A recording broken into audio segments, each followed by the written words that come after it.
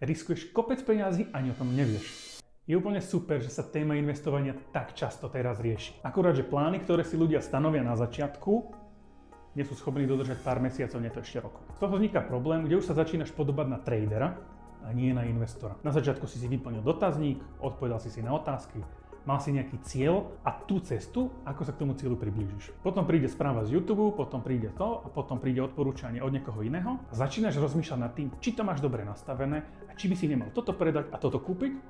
A už sme v nejakom inom kolotočí a sme v úplne inej aktivite, ako sme chceli na začiatku. Už nie si investor, už si špekulant, možno v horšom prípade gambler.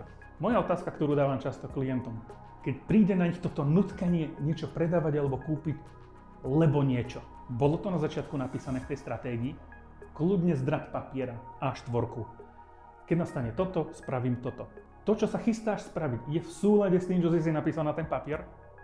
Keď nie, tak si sadni na ruke a nerob nič. Pošli toto video tomu kamošovi, čo až príliš často sleduje správy a analýzy a potom má kopec šumu.